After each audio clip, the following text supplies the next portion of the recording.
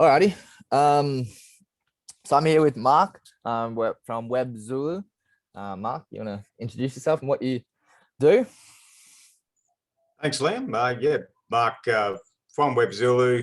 My business is specialising in helping other businesses transition online, and that's generally in the format of building websites and e-commerce solutions. But it can cross over to other things as well. But primarily, that's what I'm doing, is helping businesses get their business online through a website. Yeah, nice. So when did you start this business? There's probably three key dates. Yeah. And you being a young fellow, this is going to seem like an eternity, but I actually started the business in 2001. Yeah, right. I was made redundant from an employer, and I felt like I sort of lacked some skills, so I sort of started off in this area, in this industry, at around 2001. I formalized it in 2008 and formed a company, which was Web Zulu. And then in 2012 is when I went into the business full time. So leading up to that time, I was sort of juggling work and had the business on the side. Yeah. So what made you go into web design? Of all businesses, that one, especially in 2001, the internet's probably still pretty new to most people. Well, it was, and it was around the early 1990s that they started talking about, and this is even before they started calling it the World Wide Web. It was sort of called the information superhighway.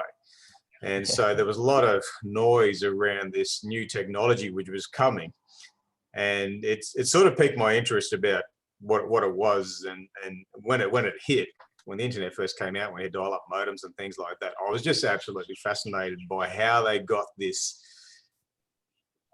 thing onto the screen, and so I just had this natural curiosity about it and go, how do they get that on there? How do they get these buttons? How do they get that text on there?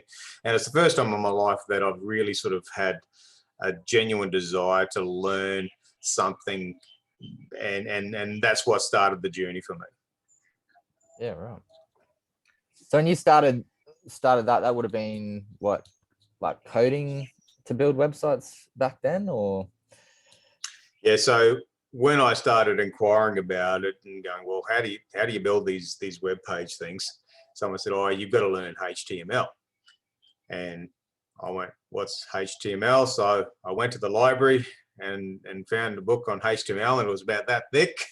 And so I started reading, and I was like, that's a joke. I'm not learning that sort of stuff. It was just, as you say, it was all coding, and but then there was more ways of breaking that information down. So then it started to make sense. Okay, well, you've got a brackets, and within that brackets you've got a command or instruction of some sort, and that sort of started to make sense to me. The evolution of websites is, yes, I was building websites when we used to have to slice them down, because we had dial-up speeds back then. You would actually have the design laid out, and you would slice them up into individual little pieces. It was like a jigsaw puzzle, and then the internet would sort of bring them all into play. So they were interesting early days, and it was very labor intensive a lot of the time. Yeah, it's definitely changed from 2001, that's for sure. 20 years as I'll be 200 years in this, especially on the internet. Like, it just moves so fast. Yeah, no. So have you always had like the spirit of an entrepreneur? Or what made you want to go out on your own, and especially when the internet was still kind of just coming into play? Like, it's a pretty big leap. Well, to be honest, no, I haven't. I never sort of thought that I'd be an entrepreneur or a business owner. My career pathway was pretty much laid out for me. A young guy, left school, went straight into work. I was working with the National Bank, so I had a career ahead of me in the corporate world. Even when I left the bank, I was sort of in other corporate jobs as an employee, and I thought that was going to be my destiny, really. It was only after becoming redundant, I was with Ansett just before the collapse, which was 2001, that I realized that I didn't have a lot of skills, tangible skills in the marketplace, and I thought I better get some new new knowledge behind me, and it was possibly looking for a job, getting paid in the world of being a web designer or web developer, but I found out that I didn't want to work for other people, and it was just easier to start that pathway on my own. Yeah. Yeah, the banking So world. I sort of fell into it. Yeah. Sorry. Yeah, the banking world's still kind of trying to fight the internet at the moment, like with the rise of cryptocurrency and everything else. That would have been a pretty big jump from banking to that. So what was one of the toughest things when you started moving from those two? I think it's probably the same problem that a lot of people have now, where they may have the expertise or the technical know-how, but they don't have the portfolio to back it up. So when potential clients are saying, show me what you've built or what you've made, you don't have a large portfolio, so you've got to sort of build on each one. And that's generally the way that it worked in the early days, where you build one and that led you to a referral someone else, and you built the business slowly up that way. But it's probably one of the most challenging things in the early days, is that I didn't have a portfolio of completed projects. They were all sort of things that I'd just been playing around with, and getting yourself across the line as an industry expert is hard when you don't have some hard evidence. Yeah. So obviously the world of advertising's fairly changed from then till now. So what were your main ways of going out to go find new clients? Yeah, it still is largely like word of mouth. Yeah. I'm fairly old school in regards to that's how I built the business, and at times that's come against me in regards to the other players in the marketplace have come in with social media and done things differently with paid ads and surpassed what I've achieved. But I suppose it's just building around my comfort level, staying true to what I want it to be, and having a hands on the pulse in regards to the client interaction that works for me. I've tried other methods, but this is what works for me. Yeah. So if you had to start over from day one, what would you do differently to kickstart it? Probably the first thing that I do is be taking a lot more note of time spent on projects. I think that I spent too much time on certain things that weren't profitable. I'd also be building up processes, so documenting processes, so that I could eventually have a system that was replicatable, and then I could scale the business faster.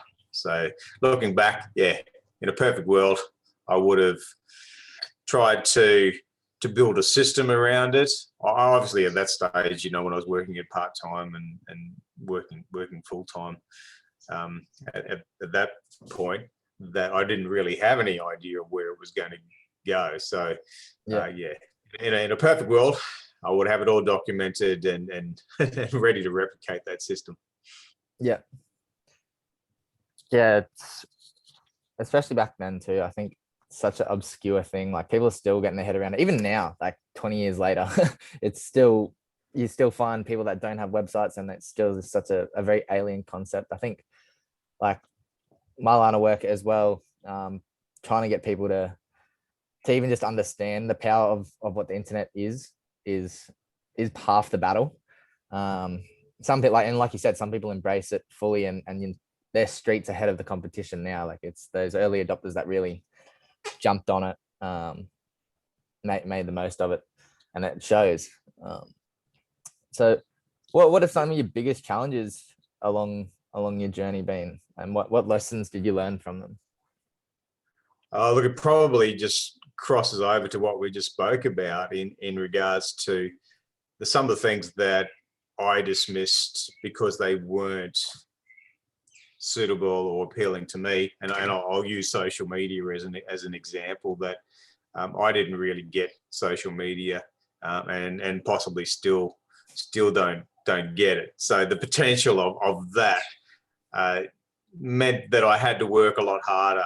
You know, the word of mouth, I had to work a lot harder than other people in the industry because I didn't embrace it. And so one of the things that I've learnt along the way is I don't have to be an expert in that. I just need to know someone who is an expert in that particular field and collaborate or work in a partnership with them. So I don't. That is the take home lesson, Liam. That I don't need to know everything. I thought I needed to know everything, Yeah, and it's impossible. And I just burnt myself out trying to be an expert in everything. yeah, yeah. Definitely, you don't have to be an expert in everything. There's too many things now, like that, and it's so fragmented. Like there's people that just build whole businesses around one little part of what you do.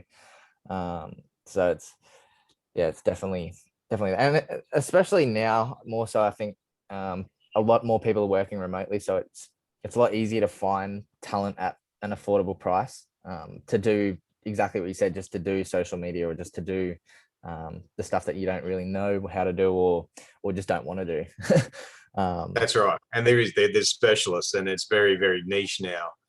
And yeah, look, it's you know, you live and learn, and you take those experiences, and hopefully that I can build on those now.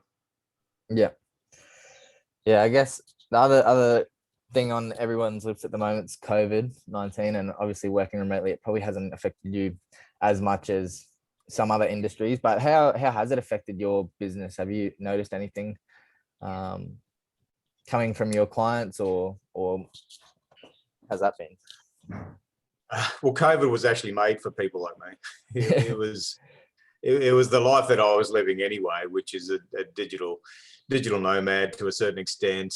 Happy behind a keyboard, happy using technologies like Zoom, and all the virtual benefits that it brought.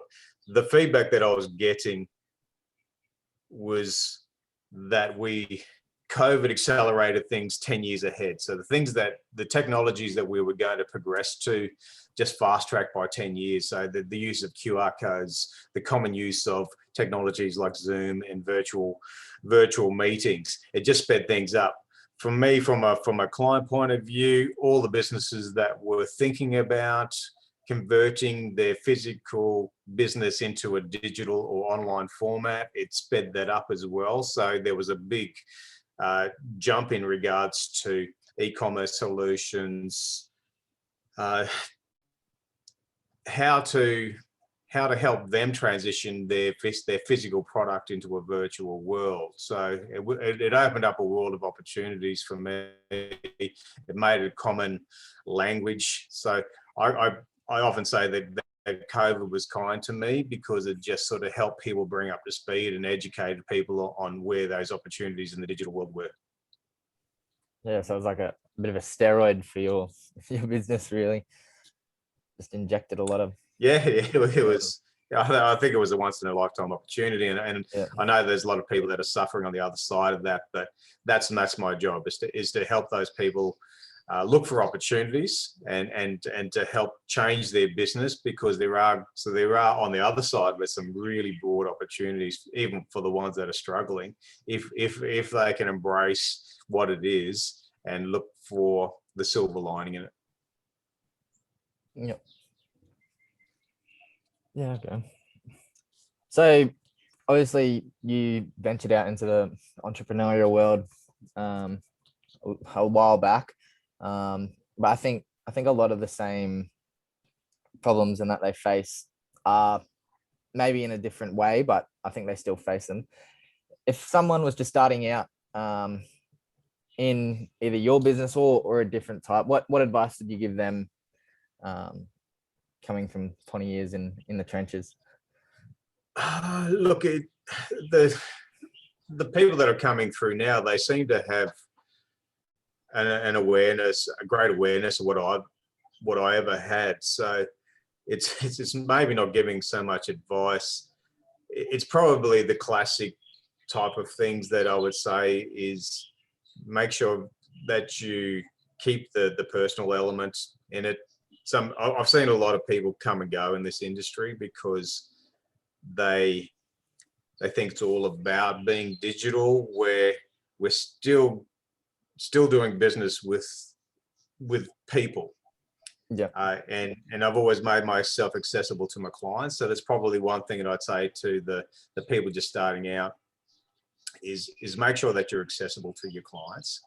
That they can still get you on the phone if that's what they desire, because people communicate in different ways. Some people like email, some people like social media, some people like the face-to-face, some people like the virtual world. And I think if you make yourself accessible by the means that they prefer, and sometimes the times they prefer, then you've got a greater success of keeping going in your business. Yeah. So you think the longevity is being able to match the means of communication with what their client desires? Yeah, communication, and that's also, where, for me, being in a project, just keeping people informed about where I'm at. If there's delays, just communicating those delays. I'm certainly not perfect in that area, but it's an area that I constantly try to keep a check on and improve on in my own business, is just making sure that you respect other people's times, and communicate effectively. Yeah. Yeah, I think it's very easy pitfall for like us digital workers to fall into the trap that it's not just a screen we're working with. Like there is another body on the other side, and sometimes an email is enough, but I think people do still, you do need to have like some sort of human connection to it, especially that people that aren't predominantly in this spend their whole life online. Like for me and you, it's probably fine to send an email, but I know a lot of businesses rather just jump on the phone and spend 5 minutes chatting to you that way, and that I totally understand. Probably one of the things that I'm using now, Liam, is that I'm using video as a communication tool. So Yep. rather than type an email and explain it, I'm actually taking them through a walkthrough. If I'm showcasing a design, for example, I'm taking them through that with a screencast of the video and explain my thought process in the design. So it's just, rather than just send them an image, you go, there's the design. I'm taking them through and go, this is why I created it this way, and here's the thought process. And I'm finding that's been a really effective tool in my business as well. Yeah, and that's the other great thing about those sort of communications as well. Like once you record something, you can leverage that in so many different avenues. Like this, for example, is going to go on Facebook. It's probably going to go on YouTube. Probably be used for a few promotional things. Like there's just so many ways. Once you do that little bit once, you can just keep using it, which is another great advantage of video. Oh, absolutely. So if you had to look 6 months to a year now in the future, and then 5 years, what would you see yourself achieving in a perfect world? In a perfect world, the opportunity for me is to pass on to probably to the next generation, but for me to maybe distance myself from the keyboard a little bit more, and give that opportunity to someone else who's a little bit younger and fresher, and to sort of, for me to go out there and actually scale the business. So that's where the greater opportunity is over the next few years. Me to build a business that's greater than just just me sitting behind a keyboard, and to build a proper team and build a proper business with the structure, and potentially make it something that's sellable at the end of my term. Yeah. So I know BNI is one of those things that you're utilizing on a weekly basis now.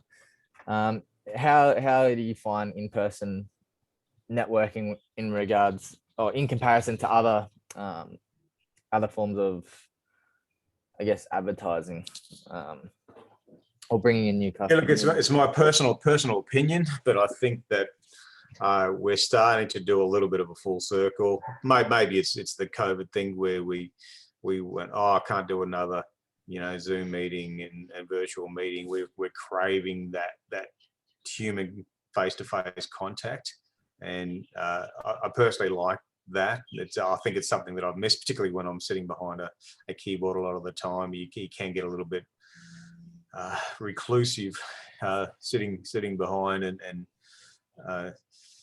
or always sitting in front of a computer screen, so you start to lose some of those people skills. So I think I like that person-to-person contact first and foremost, and having it's all about relationships. So having the weekly is building that long-term relationships, and seeing the success in the other groups and the relationship they built is confident for me that we're sort of going on the right track. That it's just building a community of people who have like-mindedness in their approach to business. Yeah, I think you nailed it on the head right there with community. I think that's really the secret sauce of any thriving business, is they do have their pretty big players in some sort of community, whether it be the local community or a business community, or even an online community and like Facebook groups and that. So I think that you've really nailed that on the head with getting that going. But yeah, well, I think that's pretty insightful for all these people that'll be looking in these Cairns groups. So that BNI group we're talking about is in meets on a Thursday at 8:30 now at Ivanhoe's. I think it got changed. We're looking at 8:30. We're still playing around with that time, but typically it's just so it gives the parents and then who want to join time to get the kids off to school, and then we can sort of get in there and start to connect as business owners. Looking forward to this Thursday catching up again. Yep. Yeah, awesome. Well, thanks for your time, Mark. Appreciate it, jumping on. And I'll definitely be seeing you on Thursday and probably talk more about this sort of stuff. Absolutely. Thank you. Awesome. Thank you.